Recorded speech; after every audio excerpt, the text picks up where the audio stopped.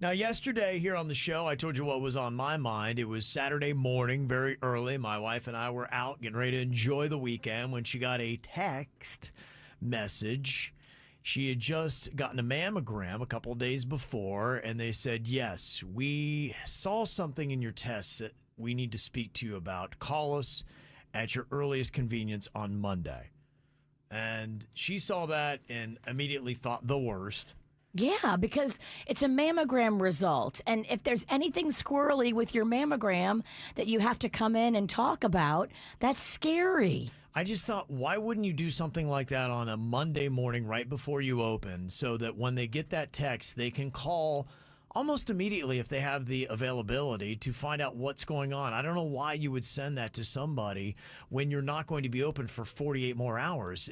Did no one think that how someone's going to process that? You know, health is one of those things that I think we all, regardless of who you are, you take pretty seriously. And if it's in question, then you're going to be concerned. That just feels like a brand new nurse that doesn't understand bedside manner to give somebody bad news, but not really give it to them, to just scare them and then make them stew for 48 hours is cruel and unusual punishment. There's not like a 24-hour hotline you can call. No. They don't You had offer. to talk to the specific person. Those places aren't open on the weekends usually, too. The radiology places, they're Monday through Friday. And someone said you're not allowed to leave a message about your health. It's against the law, or it's against HIPAA or something. What is that? If you're not supposed to give details on a voicemail when it comes to your health results. Yeah. To me, if you were going to give somebody that message, you should include it with details and say, if you have any further questions, let me know. But no, all they did was just the ominous, hey, something came back with your test that we really need to talk to you about. Make sure you get a hold of us in about 48 hours. Have a great weekend. Impossible to now have a great weekend. Yeah, and that's what I was calling out. Thanks, guys. Hey, just have that awareness. Just think of what people are doing. I couldn't believe that was a policy that places do, that you would do it. Well, how would you feel if somebody did that to your family?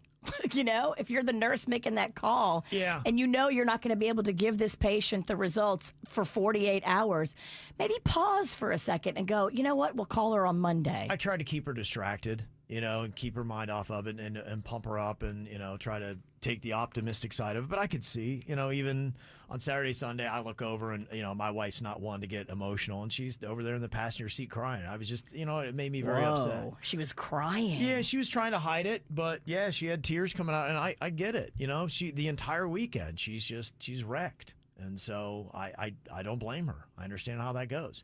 So she did get a letter yesterday. She had called and she got voicemail at about 3:30 when she had a chance to get a hold of him. So she wasn't able to connect, but she did get a letter that also came in the mail, but not until yesterday, that said that she has some dense breast tissue that they need to look at. Oh, my sister has that. That's normal. Yeah, and that's where I tried to spin that, because immediately she showed it to me. She's like, see, told you, I got cancer. I'm like, no. I'm like, I don't know a ton about this, but it just sounds like, I told her, I said, to me, it sounds like when you would say that, you know what, it is a hurricane watch.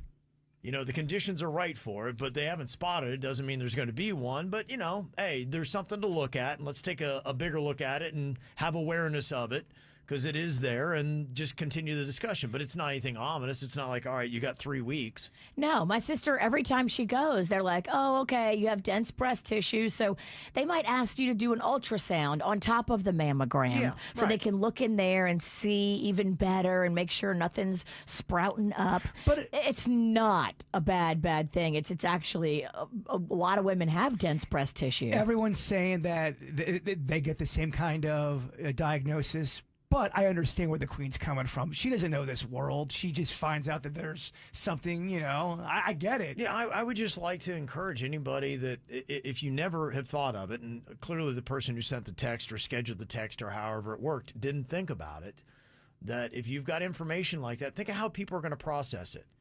And you may have thought, yeah, this doesn't mean anything. It's dense breast tissue. We just want to talk to you a little bit more about it. Boom, send. But sending that on a Saturday morning to somebody like my wife, who she always goes to the worst case scenario first. I'm the optimistic one.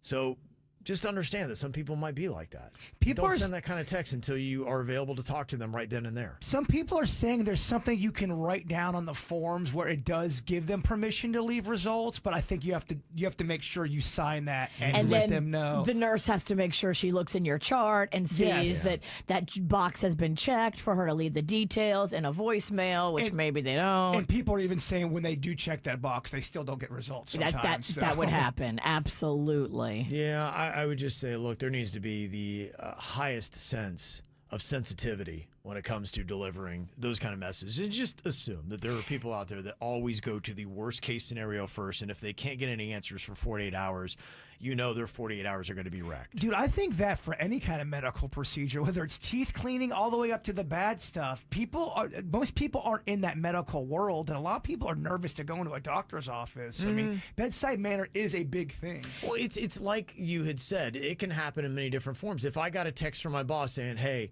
we really need to talk, I'll see you on Monday at 5 p.m. and I've got 3 days to wait till I see them, then for 3 days you're going to be like, oh my God. What did I do? You're going to be updating your LinkedIn. You're going to be preparing yourself for the worst. You're going to not spend a penny the entire weekend. When something's so ambiguous No like fun. that, it is not fun. Yeah, just, to me, be careful with those ambiguous messages that you send out to people. Put yourself in their shoes. Yes, absolutely, as to how it might be taken. This is how we do. It's the KBJ Show.